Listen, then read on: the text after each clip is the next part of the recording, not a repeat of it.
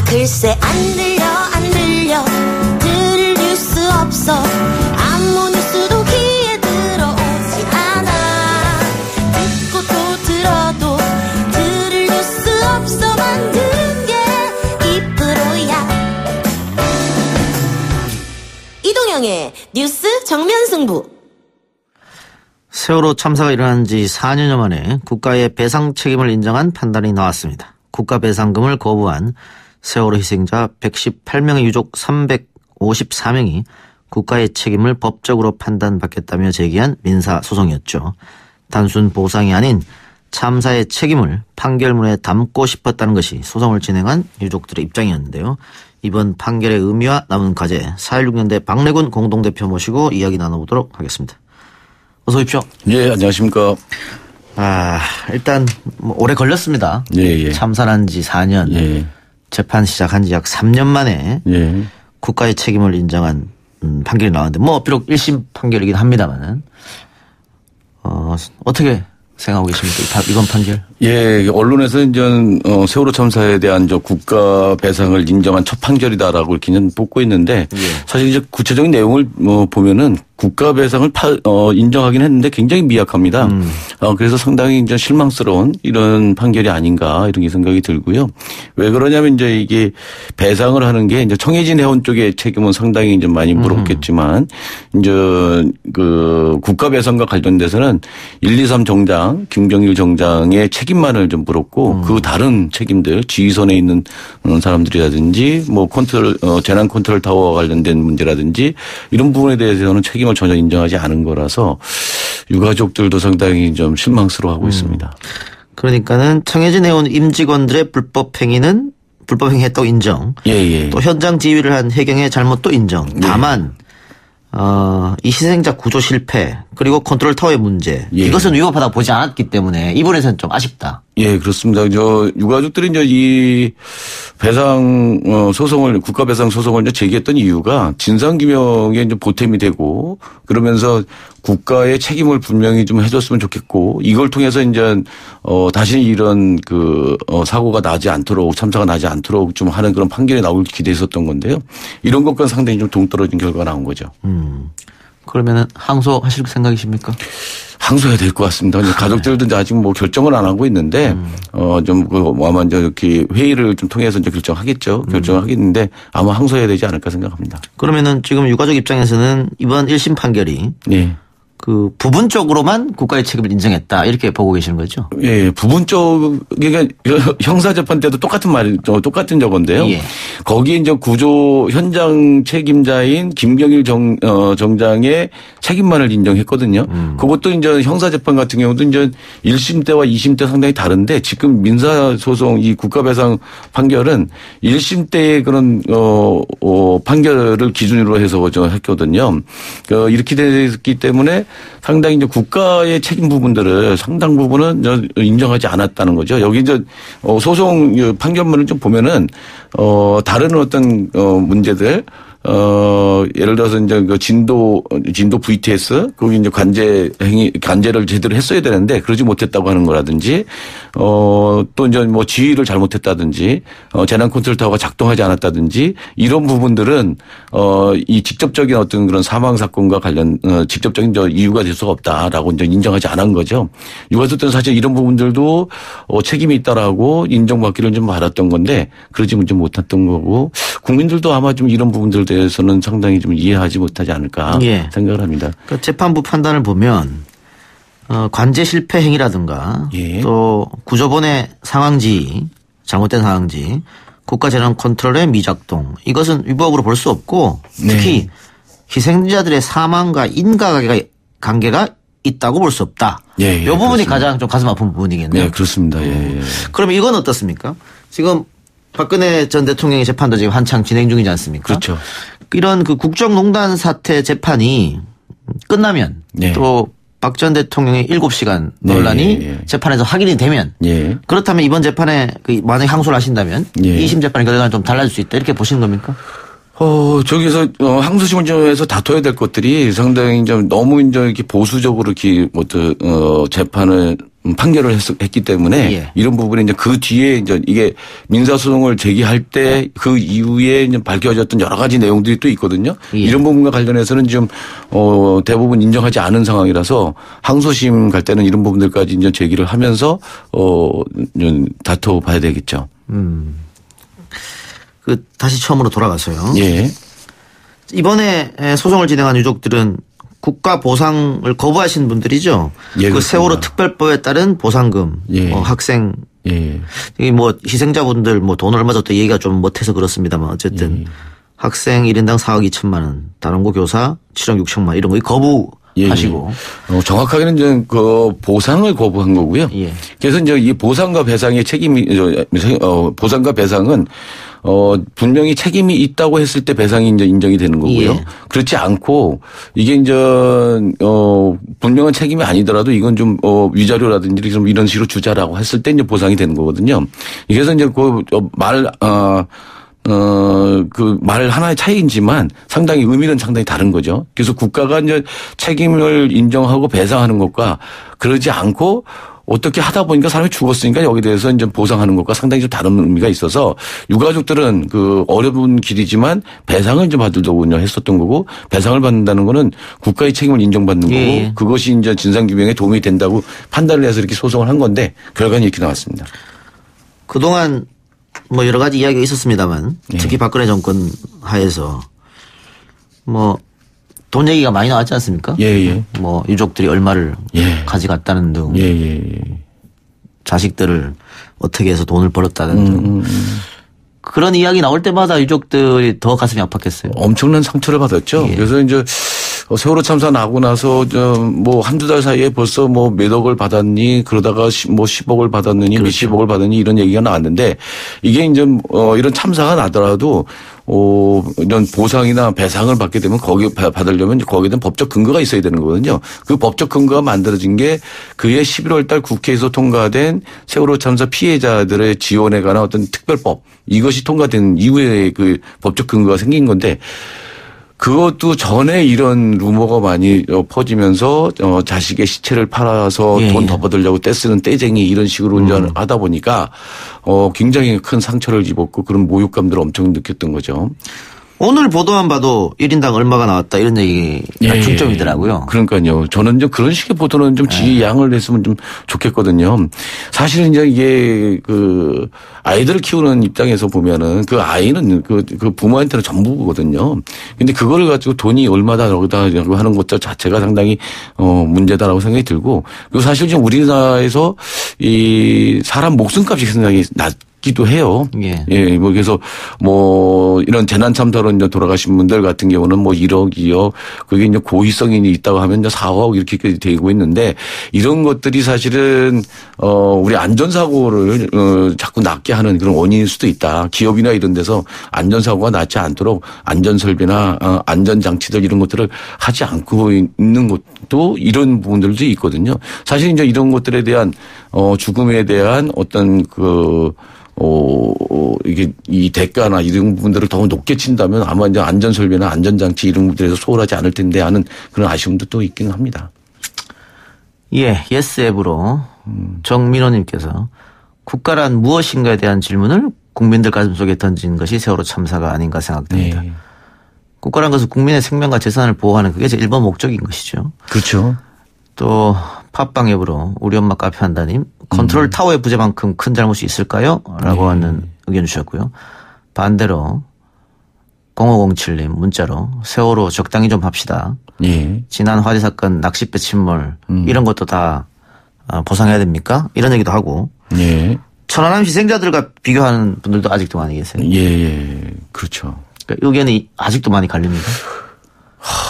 그 천안함 희생자라고 걸핏하면 이렇게 이제 비교를 하거든요. 예. 근데 천안함 희생자들은 제가 보기에는 이게 이제 그 자기들의 얘기를 억울함들을 얘기를 못했을 뿐입니다. 예. 이 사람들이 이제 군인이기도 하고 당시에 이제 그 분위기나 이런 것들 때문에 사실 그런 얘기들을 못했을 뿐인 거고요. 그리고 또 이제 좀 우리 국민들이 좀 알아주실 거는 이 세월호 참사 유가족들이 이렇게 진상규명을 위해서 이렇게 노력을 하고 있고 그래서 생업을 팽개치면서 이렇게까지 하고 있는 거는 이 사람들이 아무리 해봤자 죽은 자식들이 돌아오지 않거든요. 그렇죠. 그럼에도 불구하고 다시는 이런 비극적인 일이 일어나지 않도록 하기 위해서 온갖 비난과 모욕을 받으면서도 하고 있다고 하는 점들에 대해서 우리 국민들이 좀 이해 좀 해주셨으면 좋겠습니다. 제가 옆에서 이제 가족들을 계속 지켜보고 있는데 그 점에 대해서는 추후에 의심할 거리가 없을 것 같습니다. 다시 재차 이런 일이 있으면 안 되기 때문에 발생 원인 그리고 진상규명 책임자 처벌 또 그에 따른 배보상 필요한 것이겠죠. 그런데 뭐 최근에 기무사에서 세월호 유족을 사찰했다. 이런 문건이 좀 나왔어요. 나왔고 박 전 대통령이 대국민 담화하면서 눈물 흘리는 것 그것도 기무사에서 건의했다더라. 뒤늦게 이런 진실을 알고 어떤 느낌이 드셨습니까? 근데 세월호 유가족들 얘기를 들어보면 그게 놀랍지도 않은 겁니다. 왜냐하면 참사가 나자마자 뭐 국정원을 비롯해서 뭐 기무사도 있었을 거고 경찰 정보관들도 계속 사찰하고 있어서 이게 이제 구체적인 증거로 확인이 됐을 뿐인 거죠. 그래서 뭐 열받기는 한데 그러니까 예상했던 이런 일이기도 한 거죠. 근데 좀 더 들어가 보면 이 세월호 참사 이번에 이제 새롭게 이제 한 게 이 기무사라고 하는 데가 거기 이제 우리 한참 뭐 인양도 해야 되고 그 미수습자 수색도 하고 그러자는데 거기 바닷속에다 그대로 시켜버리겠다고 하는 이런 기획을 냈던 것에 대해서는 좀 충격적이고 아니 어떻게 그렇게까지 할 수 있을까? 그러면서는 그 다음에 이제 이것들이 이어지는 거거든요. 왜 그렇게 세월호 인양한다고 해놓고 인양을 계속 미뤄왔을까? 또 실제 인양 작업 준비 작업한다고 해서 인양은 진짜 하지 않고 세월을 그 안에서 뭐 이렇게 훼손을 시켰을까라고 하는 부분들을 보고 연결시켜서 의심을 할 수밖에 없는 상황이 이제 되는 거죠. 이러면서 도대체 기무사라고 하는 존재가 도대체 뭐냐라고 하는 것과 국정원과 더불어서 기무사가 왜 이 세월호에 이렇게 관여를 하고 개입을 하고 했는지에 대해서 좀 이해할 수 없다라는 생각들을 하고 있는 거죠. 그러니까 기무사 문건에 뭐 수장해야 된다 이런 얘기도 있었고 또 당시 여당 의원은 가슴에 묻어야 한다. 이런 얘기도 했었지 않습니까? 그게 보면 여기서 보면은요 기무사에서 그때 했던 얘기를 문건에 나오는 얘기들이 그런 여당 의원들이나 대통령이나 뭐 정부의 어떤 그런 그 태도를 들로 나타나거든요. 그래서 예를 들어서 김재원 의원이 했던 뭐 세금 도둑이라든지 이러면서 프레임을 돌린다든지 심지어 대통령이 이제 눈물을 흘리면서 하는 것조차도 여기 기무사의 기획에 있었다라고 한다면.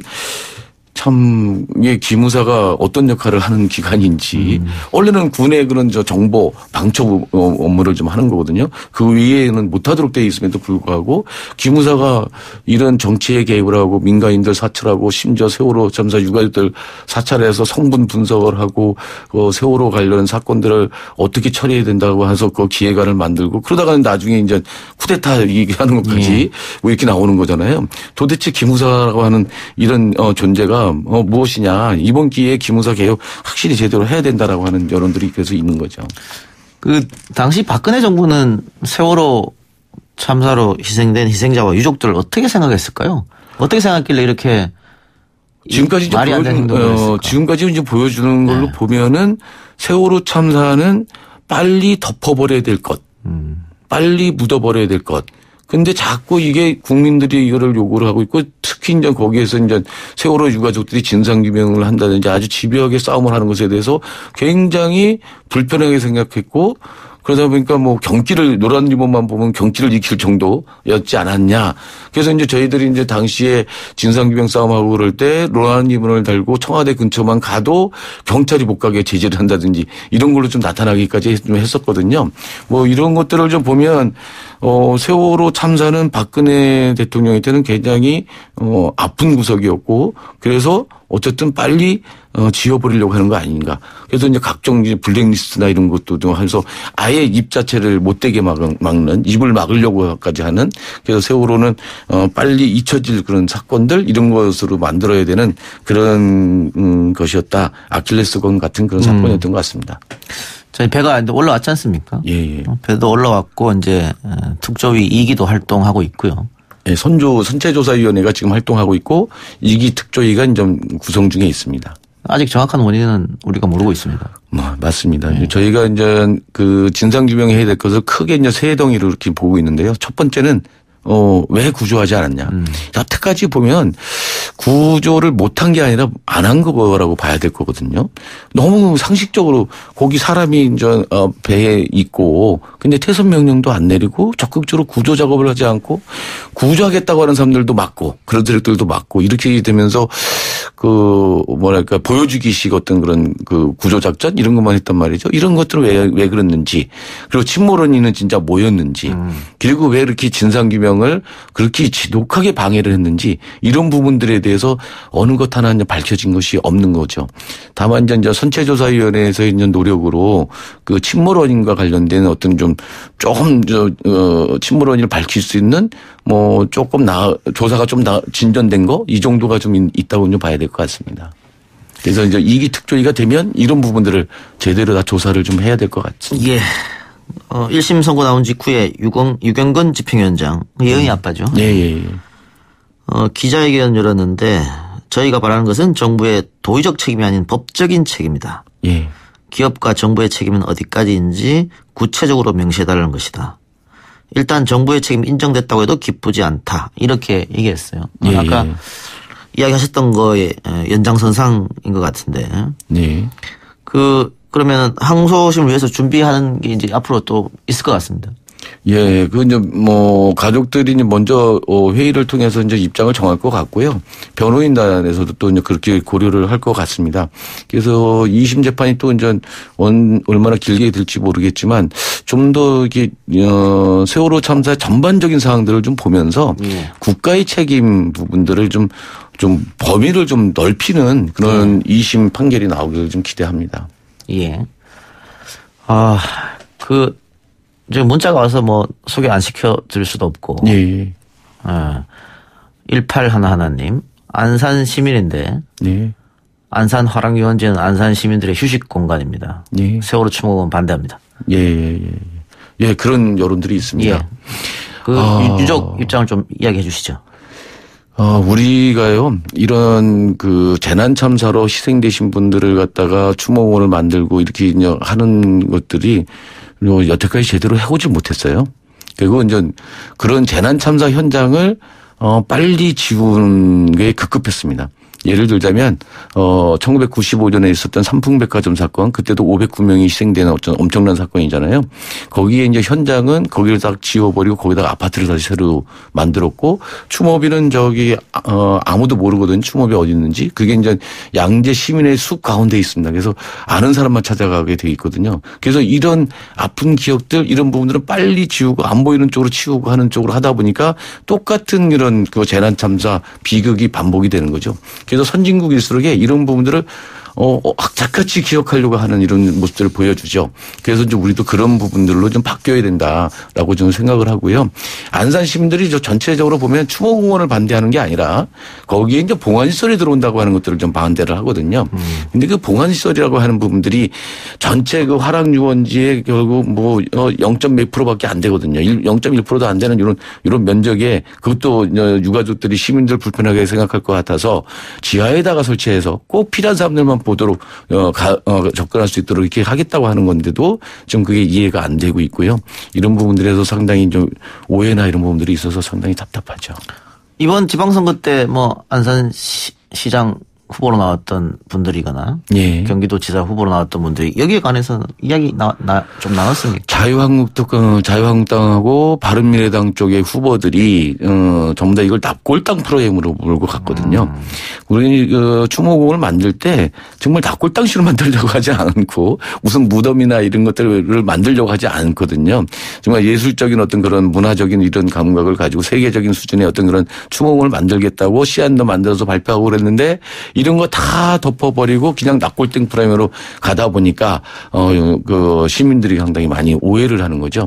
있는 그대로 좀 봐줬으면 좋겠는데 그 화랑유원지 같은 경우는 이제 단원고등학교 그 아이들이 거기서 이제 그 주변에서 이제 화랑유원지에서 그 주변에서 같이 가족들과 놀고 친구들과 같이 놀고 이렇게 그러면서 했던 건 추억의 장소거든요. 그래서 안산 시민들이 좀 품어주는 이런 모습이 있었으면 좋겠고 우리도 이제 그런 선진국에서처럼 그런 추모공원들 우리 옆에서 만들어 놓고 기억하고 그걸 통해서 또 교훈을 얻고 그러는 장소를 좀 만들었으면 좋겠습니다. 혹시 이번에 당선되신 분들은 여기에 대해서 뭐 공약을 한다거나. 예, 당선되신 분들은 뭐 이게 이제 정부 방침으로 이제 추진되는 거거든요. 예. 그러니까 그걸 뭐 그래도 지자체 협의가 있어야 되니까. 약속대로 이제 하겠다라고 이제 하고 있습니다. 다행이네요. 예. 예, 알겠습니다. 그리고 또 우리 방송에서도 한번 관련돼서 이야기를 했었는데 트라우마 상처 때문에 결국은 끝내 회복하지 못하고 돌아가신 잠수부도 계시고요. 예. 충격이 상당한데 유족들은 이 트라우마 치료를 좀 받고 있습니까? 어떻습니까? 그 트라우마가 굉장히 심각한데요. 제대로 이제 받지 못하고 있습니다.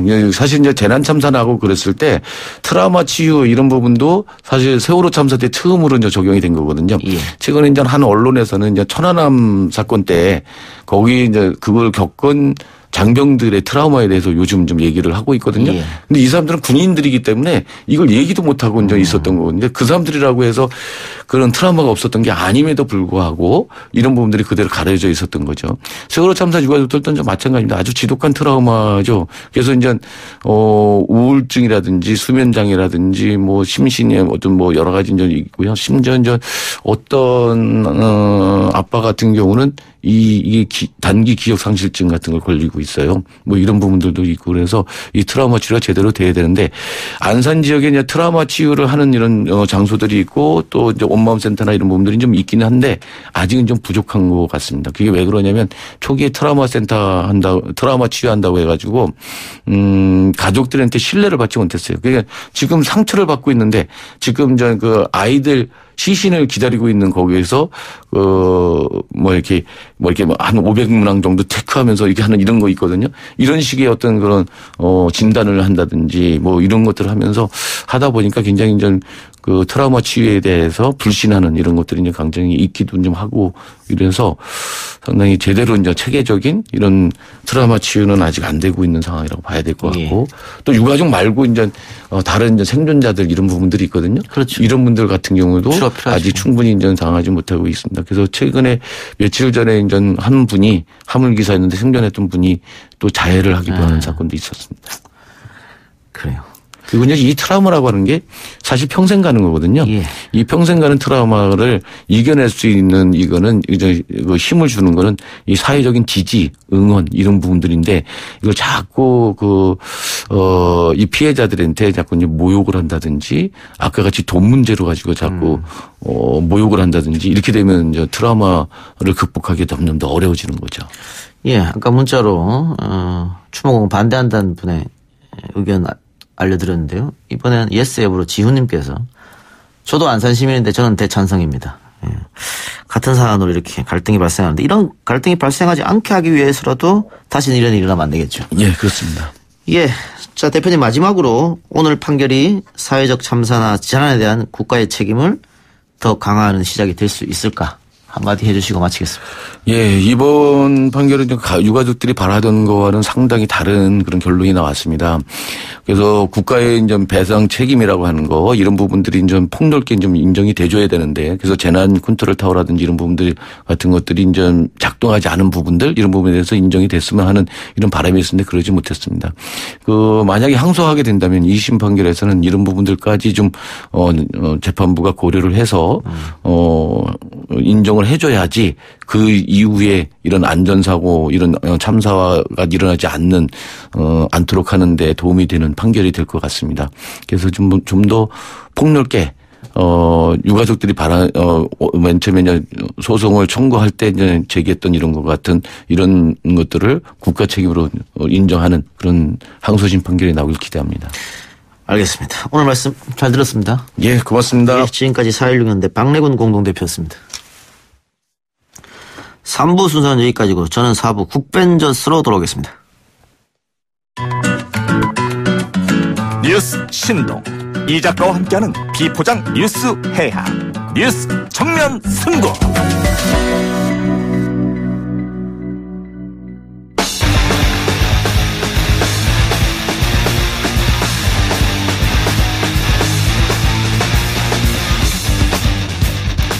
뉴스 정면 승부가 야심차게 꾸린 국회 드림팀 국벤져스 시간이 돌아왔습니다. 오늘은 더불어민주당 표창원 의원 시간입니다. 어서 오십시오. 네, 안녕하세요.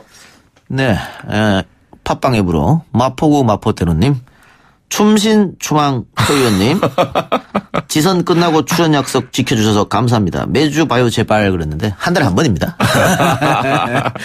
그래도 한 달에 한 번도 어렵다고 한 거 약속 지켜서 감사합니다. 고맙습니다. 예, 오늘은 그 새내미법, 해인이법 이른바 어린이 안전 강화에 대해서 좀 이야기를 할 텐데요. 그 전에 정치권 얘기 살짝 해보고 넘어가도록 하겠습니다.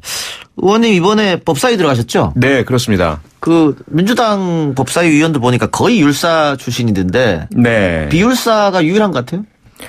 네, 저 혼자 김병관 의원도 있긴 있는데 그렇네요. 김병관 의원은 계속 법사위에 있을지 옮겨갈지 모르겠습니다. 그 의원님이 원했습니까? 법사위 가는 걸 아니면 지도부에서 가라 그랬습니까? 제가 원했는데요. 그게 그래요? 저는 잘 모르고 사실 정말 이 법사위가 뭐 계속 뭐 상황이니 뭐 상원이니 이런 얘기를 많이 했잖아요. 그래서 다들 선호하시는 줄 알고 저는 사실 이제 사법개혁, 검찰개혁 그리고 뭐 교정, 보호관찰, 범죄 예방 이쪽에 관심이 많아서 법사위도 한번 가서 일해볼까라는 생각은 가지고 있었지만 사실은 또 경찰하고 소방, 또 안전 이쪽에 할 일이 많아서 행안위에 날 둘 거야라는 생각을 가지고 있었어요. 그래서 1순위로 안 보내줄 거란 남들이 많이 선호하실 것 같아서 법사위 올려놓고 2순위 행안위, 3순위 교문위 이렇게 썼거든요. 근데 그 원내대표단에서 고맙다고 연락이 왔어요. 법사위 신청해서 고맙다고. 언론 보도를 보니까는 표창원 의원이 법사위로 가야 논리적으로 야당과 싸울 수 있다. 뭐 이런 얘기를 했다고 지도부에서 그랬다던데. 글쎄 이제 그러니까 제가 신청을 한 뒤에 사실은 이제 제가 좀 뭐 당에 필요할 때 노력 헌신도 많이 하고 근데 고생을 많이 하니까 조금 이제 짠 하셨나 봐요. 그래서 저보고 법사위 가서 일해라 이 말씀 못 하고 계셨는데 제가 법사위 지망을 하니까 웬일? 이러면서 이제 진선미 수석부대표가 고맙다 그러시더라고요. 그래서 그런지 말이죠. 법사위 구성돼서 국회 열리자마자 여상규 법사위원장하고 설전을 또 벌였어요. 아니, 그러니까 저는 이제 법사위를 잘은 모르잖아요. 밖에서만 봤고. 그런데 사법농단, 대법원 재판 딜. 재판 거래 사건 때문에 법원 행정처장, 대법관이거든요. 이분에 대해서 질의를 하는데, 자꾸 이제 모호한 답변을 하시고, 있을 수 없다. 그런 문건은 있었지만 실제로 그게 가능하겠느냐라는 식의 답변을 자꾸 하는 거예요. 수사적인 사건인데. 그 이제 저도 그렇고 많은 의원들이 거기에 대해서 질타를 하기도 하고 했는데 위원장은 중립이어야 하잖아요. 그런데 여상규 법사위원장께서 막 호통까지 치시면서 어떻게 사법거래가 가능하냐. 그건 있을 수 없어. 있을 수 없단 말이야. 뭐 이렇게 막 하시는 거예요. 그래서 제가 이제 참지 못하고. 중립 지켜달라. 의사진행 발언 신청합니다 하고 이제 정식 절차는 밟아야 되니까 위원장님 지금 중립적이지 않으십니다. 중립 지키십시오. 이렇게 하다가 이제 이게 왜 중립 아니냐 하면서 이제 썰전이 좀 벌어졌죠. 이 부분 어떠세요? 정의당 윤소아 의원이 법사위에 이완영 의원이 들어간 것은 상당히 큰 문제다. 네네. 지금 재판을 받고 있는 상황이지 않습니까? 그런 얘기를 했거든요. 그러니까 국회법상 직접적인 이해관계가 있는 그런 의원은 해당 상임위에는 들어가서는 안 되거든요. 그런데 재판 중인 것이 여기 해당되느냐의 해석의 문제가 하나가 있고 또 하나는 과거 전례들이 있다 보니까 우리 측에서도 사실 뭐 재판 계류됐던 의원께서 법사위 계셨던 적도 있고 이런 것들을 이제 저쪽에서는 지적을 하는 거죠. 그러니까 저희야 이제 사실은 사건 성격이 다르지 않느냐라는 말씀을 드리고 싶지만 형식적으로 보자면 뭐 마찬가지니까. 아니 근데 오늘 방금 말씀하신 것처럼 네. 법원 사람도 부르고 네. 검찰 사람도 부르고 법사위에서 네. 그래 견제하는 거 아니겠어요? 그렇죠. 그런데 본인이 검찰 수사 받고 재판 받고 있는 분이 법사위에 네. 들어가면 어떻게 이게 되느냐 이렇게 예. 윤석열 의원은 지적한 것 같아요. 그렇죠. 그러니까 그 직전에도 권성동 법사위원장조차 그 가장 관심의 대상이었고 수사 대상이었고 수사 외압 논란도 있었는데도 끝까지 법사위원장을 놓지 않았잖아요. 그러니까 그런 것들이 현재 우리 국회 현실이고 관행이라는 거죠. 그래서 다만 이제 그나마 아직까지는 이완영 의원이 질의를 할 때 본인 사건에 대한 거나 이런 압력성으로 비치는 건 아직은 안 하고 계셔서 그래도 뭐 그렇게까지 계속 한다면 다행이지 않을까 이런 생각은 좀 가지고 있습니다. 예, 그 박상기 법무장관도 나왔나요? 네, 오늘 하루 종일. 하루 종일. 네. 그 지금 뭐 대통령 또 여당 지지자들조차 박상기 법무부 장관에게 뭐 실망했다. 네. 이런 여론이 좀 있거든요. 아, 예. 그럼 아무래도 재판 거래 의혹에 대한 양승태 시절. 네.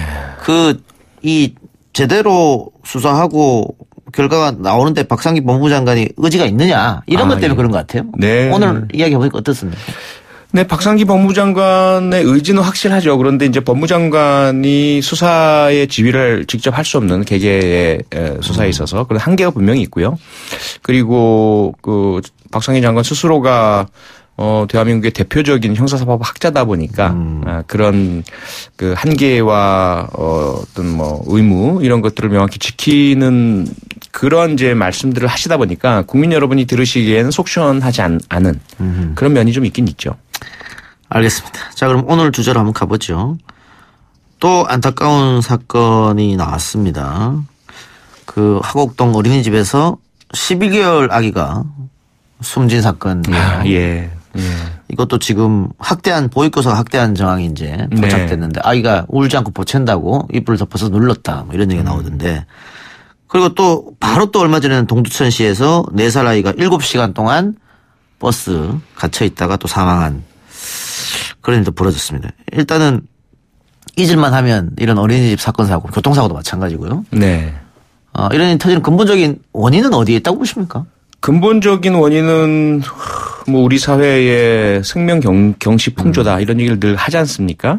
모든 것들을 생명을 가장 우선에 두고서 해야 될 텐데 이번 사건도 이제 어린이집 관련되신 분들은 아마 그러실 거예요. 그럴 줄 알았다. 날 사고가 났다. 처우가 열악하고 경무에 시달리고 그런 상황에서 수없이 많은 보채는 아이들을 예. 다뤄야 할 보육교사 거기다 전문성 향상의 그런 기회는 없고 예. 그러니 우리 보고 어쩌란 말이냐 이제 이런 말씀을 하시게 돼요. 예. 그럼 이제 그렇게 된 상황에 놓이게 된 배경에는 뭐 어린이집이라는 그 형태 국공립으로 다 하지 못하고 민간이 많이 하게 되고 민간인은 당연히 수익성을 볼 수밖에 없고 비용을 줄이게 되고 여기에 대해서 또 지난 박근혜 정권 때 비용을 국가에서 다 지급하겠다라고 해놓고선 그 시도교육청에 떠넘기고 그래서 그게 잘 지원되지 않은 상황이 되고 뭐 이런 여러 가지가 얽혀 있거든요. 그건 결국은 그러면 우리 사회가 무엇을 더 중시하느냐. 대한민국이 현재 세계 10위권의 경제 대국인데 예. 여전히 어린이집의 아이의 안전을 확보할 수 있는 충분한 교사에 대한 처우, 그들에 대한 안전교육 이걸 할 여력과 경비가 부족하다 이거거든요. 결국은 돈 문제로 결국 귀결이 되고 그래서 이건 아니다. 나라다운 나라라고 하는 그 말 속에 들어가 있는 근본은 사람의 생명을 무엇보다 중시 여기는 것 아니겠는가. 다른 거 조금 손해보더라도 다른 부분에서 조금 우리가 천천히 가더라도 우선은 생명에 있어서 위해 요소를 없애는 것부터 해야 될 텐데 우리가 세월호 참사 얘기도 계속 하지만 늘 언제나 나중에 사고 터지고 나면 그때 뭔가 사후 약방문으로 고치려고 하지만 그거마저도 논란의 여지가 대두가 되면서 책임 규명도 제대로 안 되고 진실 규명도 안 되고 사후적인 원천적 예방책도 잘 안 만들어지고 이런 것들이 반복되어 오는 거죠. 이번에도 이렇게 두 어린이가 연이어서 너무 안타까운 희생을 하게 되지만 이후에 과연 우리가 국회에서 계류되어 있는 현재 법안이라도 제대로 통과시킬 수 있을까? 이런 것들이 너무 안타깝습니다. 그러니까요. 의원님도 얘기했습니다만 보육교사 초우 열악하고 경무 시달리는 거 다 알거든요. 네. 이런 사건 터질 때만 나옵니다. 네. 그리고 초우가 열악하고 경무에 시달리니까 자주 옮겨 다니고 네. 그만두는 사람도 많고. 그렇죠. 그리고 자기 직업에 대해 자부심도 전혀 없어요. 네. 그러니까 애들이 귀찮은 존재로 생각되는 거고 그런 사람들이 지금 하고 있는 거잖아요. 네. 다 그렇진 않겠지만. 많은 이제 사명감 있는 보육교사분도 많이 계시죠. 그래서 예. 초우를 좀 올려주자는 얘기를 끊임없이 나왔는데도 안 되고 있고. 예. 그러면서 CCTV는 다 설치해서 꼼짝 못하게 만드는 예. 이런 문제도 있고. 예. 또 이 작년에 김세림 양 당시 3살이었습니다. 그렇습니다. 이 친구가 사망하고 나서 일명 세림이법. 그래서 네. 운전자 이외에 반드시 이 통학버스에는 보육교사나 유치원교사 할 때 성인 한 명이 탑승해야 된다. 만들었지 않습니까? 네. 그래 지금 시행되고 있잖아요, 법이. 그렇습니다. 그런데도 또 이번에 이 사건이 일어났단 말이죠. 예. 그럼 이거 법을 뭐 만들어 마나한 거 아니냐. 이런 얘기가 자꾸 나온단 말이에요. 답답한 노릇입니다. 답답하죠. 하지만 만드나 마나는 아니고요. 예. 세림이법으로 인해서 과거보단 훨씬 더 사고가 줄어든 것은 맞고요. 그다음에 수없이 많은 어린이집, 유치원 또 학원 차량들의 선생님 한 분이 더 동승하시는 그래서 승하차 할 때 과거 세림이 사건 같은 경우는 승하차 시에 운전자 한 분만 계시니까 그걸 못 보고 예. 이제 사고가 나는 상황이지만 이제는 그런 사고는 거의 발생하지 않아요. 근데 지금 발생하는 사고는 더운데 방치하고 그다음에 이제 어린이집에서 뭐 억지로 재우려다가 이런 이제 다른 유형인데 이 부분도 사실은 개선책은 나왔습니다. 광주광역시에서 그 지난해 사건이 하나 발생을 해서 통학버스에서 예, 그 광주광역시에서 교육청에서 법이 없지만 우리 광주광역시 내에 있는 모든 어린이집과 유치원 학원 차량에는 이 안전장치를 달자. 비상벨과 운전자가 정지하고 수시동을 끄고 주차를 하면 반드시 삐 소리가 울리고 만약에 이제 그 운전자가 맨 뒤에까지 가서 확인하고 버튼을 누르지 않으면 계속 울리는 거죠. 이런 장치를 자발적으로 다 달았어요. 교육청에서 절반 부담하고 그리고 각 그 교육기관에서 절반 부담을 하고. 그게 지금 청와대 게시판에 올라가 있는 슬리핑 차일드 체크 이런 겁니까? 예, 바로 그겁니다. 바로 그겁니다. 근데 그걸 이제 법제화하자고 하고 그 법안이 제출되어 있거든요. 근데 그 법안이 아직 잠자고 있네요. 잠자고 있는 거죠. 네. 여기엔 또 돈 문제가 대두가 됩니다.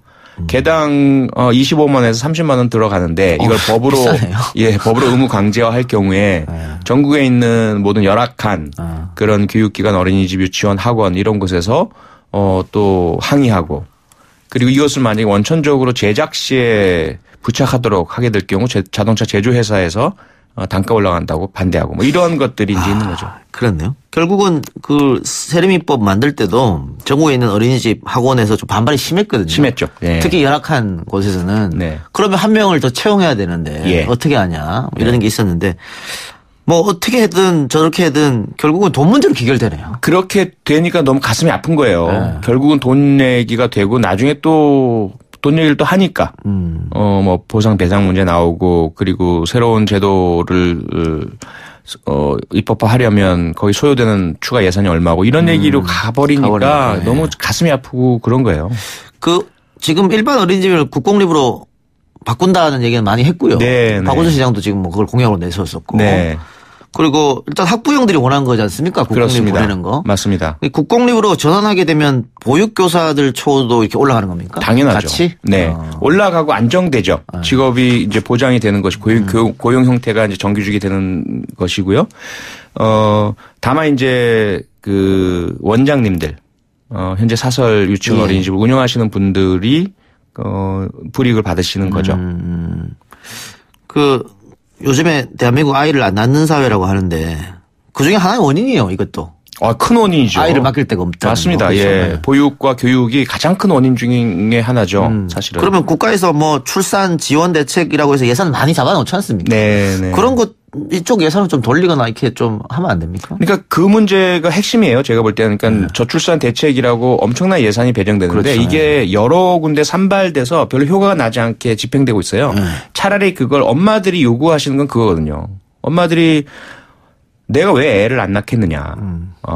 애를 낳고 싶지만 애를 낳은 이후에 사실 직업을 하기도 어려워. 경단료 문제가 그렇죠. 대두가 되죠. 예. 그다음에 출산 휴가 문제, 그다음에 보육 문제, 믿고 맡기기가 어렵다.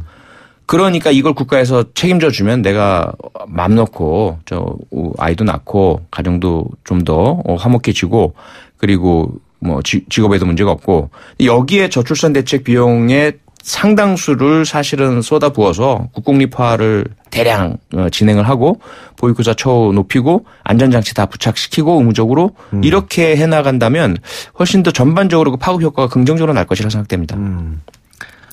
특히 또 어린이집이 많이 이제 숫자가 부족하다. 유치원도 뭐 추첨해야 되고 그러는데. 네. 그 우리가 이렇게 아이를 안 낳는 사회인데 왜 이렇게 어린이집과 유치원은 부족할까? 네. 어떻게 왜 그것도 아이러니 같긴 해요. 아이러니죠. 그러니까 그게 어떻게 본다면 이제 집중의 문제. 그 있는 곳에 여건이 좋고 교통이 있고 뭐 아파트나 이런 밀집한 곳에는 이제 여러 유치원 어린이집이 모이게 되고 조금 이제 그렇지 않은 곳은 드물고 거기다가 이제 그게 또 비용 문제로 귀결이 되니까 뭐 여러 가지 교통의 문제라든지 이런 것들이 열악한 곳이 오히려 더 있어야 되는데 없고 뭐 그런 문제인 거죠.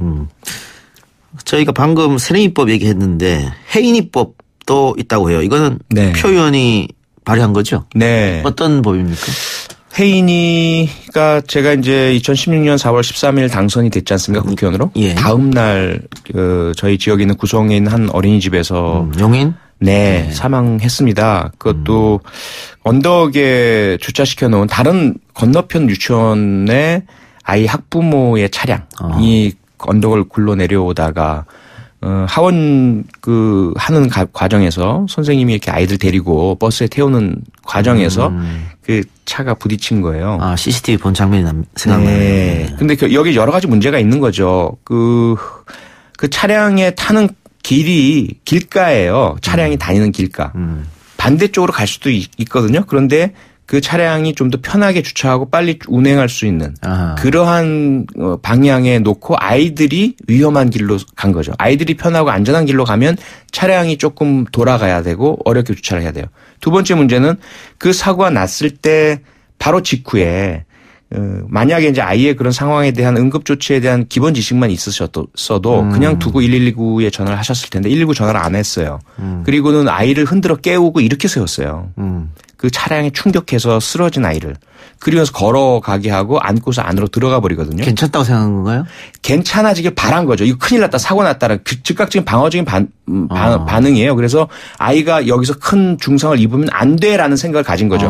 그걸 확인하고 싶어서 아이를 자꾸 흔들고 깨우고 의식이 있는지 그 당시에 큰 충격을 받았지만 내상, 장기 손상이 있었지만 아이의 의식은 있었어요. 그러니까 일어난 거예요. 아픔을 느끼지 못하고 충격 때문에.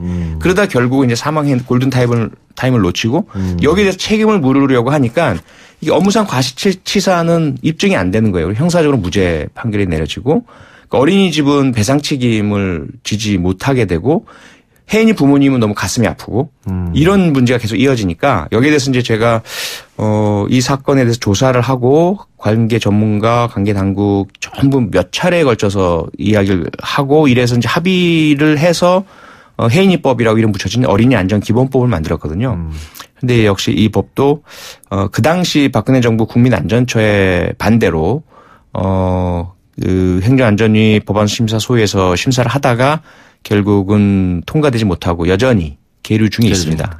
네. 구체적인 그런 법안 내용은 어떤 것입니까? 기본적으로 어린이가 이용하는 곳, 그건 어린이집, 유치원, 그다음에 키즈 카페 어떤 곳이든 상업적이건 교육적이건 간에 거기에서는 반드시 어린이 안전에 대한 기본적인 매뉴얼을 갖춰야 되고 그리고 어린이 안전 담당자를 지정해야 되고 그 사람들은 반드시 어린이 안전 교육을 받아야 되고 그리고 어린이 안전 사고를 예방하는 조치를 취해야 되고 이에 대해서 지방자치단체와 관계 당국은 감시 감독을 해야 되고 위반하면 과태료 등의 처벌이 있고 만약에 안전사고가 발생을 하면 이에 대해서 형사적인 사건 이외에 행정적인 조사를 하게 되고 그럼으로써 그에 대한 민사상의 배상 책임에 그런 근거를 찾게 만들고 이런 어린이 안전 확보를 위한 그 촘촘한 구조를 만들어 놨었어요.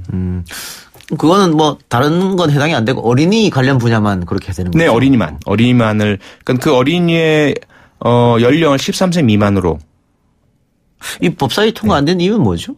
행정안전위원회인데요. 행안에서 반대는 예, 처음에 그 당시 이제 국민안전처에서는 어린이 안전 기본법이라는 이름 때문에 기본법이라는 것은 모든 다른 법의 기본이 되니까 이 자체가 너무 파급력이 크다. 그래서 쉽게 통과하기 어렵다 이거예요. 그다음에 다른 그 당시 여당 의원들, 새누리당 의원분들도 똑같은. 그러니까 법안의 내용에 대해서는 반대가 전혀 없었어요. 그냥 어린이 안전 기본법을 쉽게 통과시킬 수 없습니다. 다음에 다시 한번 보죠. 이렇게 됐었어요. 다음에 다시 한번 봅니까? 다음에 다시 봤죠. 그래서 제가 쪼르고 쫄라서 또 다시 올라왔는데 그때 또 이제 그 조항 하나하나마다 그 어린이 안전사고 발생했을 때 조사위원회를 구축한다. 민간 중심으로. 이거 때문에 또 이제 문제제기가 된 거예요. 아마 그 세월호 참사 그 특조위 때문에 그런 것 같은데 그런 형태는 아니거든요. 어떤 강제권을 가진 조사위원회가 아니에요. 전문성을 가진 조사위원회가 실제로 이 사건이 왜 발생을 했으며 이런 사건이 발생하지 않게 하려면 어떻게 해야 될지 이런 것들을 찾아내서 다시는 이런 일이 발생하지 않도록 하고 책임자를 규명하고 이렇게 하자는 것인데 또 그 문제 때문에 또 시간이 걸리고 한 가지가 걸려버리면 통과가 안 되거든요. 한 명만 반대해도. 그렇게 해서 넘어가니까 그다음에 다른 새로운 법들이 막 밀려들어서 그다음에 못 올라왔죠. 그 흔히 우리가 언론에서 뭐 국회에서 3년째 잠자고 있습니다. 뭐 이런 표현들 많이 하잖아요. 네네. 우리가 지금 방금 말한 그 국회 계류 중인 법안들인데 네. 이 법안들은 어떻게 됩니까? 결국은 시간 지나면 폐기가 되는 겁니까? 회기 만료 폐기 이런 표현을 쓰죠. 그러니까 저희가 20대 국회잖아요. 20대 국회가 이제 2020년 5월 말에 끝나게 되면 그때까지 처리되지 않은 것은 자동으로 다 폐기가 돼버려요. 다 폐기되는군요. 네. 새로운 21대 국회가 열리면 똑같은 법안을 다시 내야 돼요. 하려면. 알겠습니다. 이 법 어떻게 의원님 다시 한번 할 생각이십니까? 네네. 지금 계속 그 문제가 되는 건 약간 손질하고 이렇게 해서 다시 한번. 계속 그랬어요. 제가 문제가 되는 거 뭐든지 얘기를 수정하겠다. 필요하면 다음에 다시 개정안 내더라도. 그래서 다 동의가 됐어요. 그때 소방청, 이제 행정안전부로 바뀌었으니까 행정안전부 동의되고 경찰청 동의 받았고 교육부, 보건복지부, 부처부 동의 다 받았어요. 다 받고 의원 한 분 한 분께 다 이제 설명드려서 아예 알겠다라는 말씀까지 들었고 그래서 다음에 다시 법안 심사서위에 꼭 올려서 꼭 통과될 수 있도록 그렇게 하겠습니다. 법안 명칭도 바꿨어요. 그래서 기본이란 말 뺐습니다. 예, 말 빼고 어린이 안전사고 조사 및 처리에 관한 법 요렇게 이제 바꿨습니다. 그 왜 우리가 흔히들 인권 문제하면 또 미국 얘기 많이 하잖아요. 네. 미국 같은 경우는 스쿨버스 아이들이 탄 버스가 정차를 하고 무조건 서더라고요, 다른 차들은. 그럼요. 네. 그거 어기면 벌금이 뭐 한 일반 그 교통법규 위반의 3배, 4배 이렇게 되죠. 네. 우리는 같은 법을 도입이 안 되겠죠? 해야죠. 해야 되는데 그렇게 하기 위해서는 사회적 합의라는 것이 필요하니까 어떤 인식의 개선.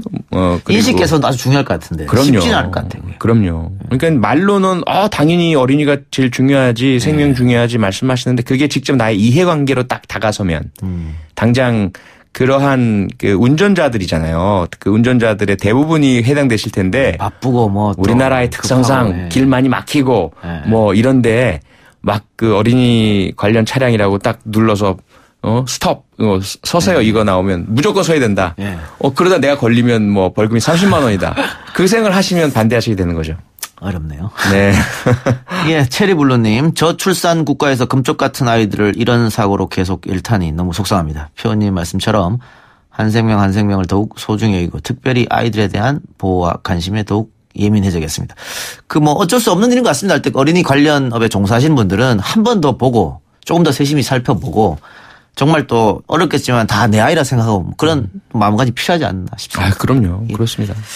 예, 오늘 국벤져스 더불어민주당 표창원 의원과 함께 했는데 여기까지만 듣겠습니다. 네, 고맙습니다. 감사합니다. 네.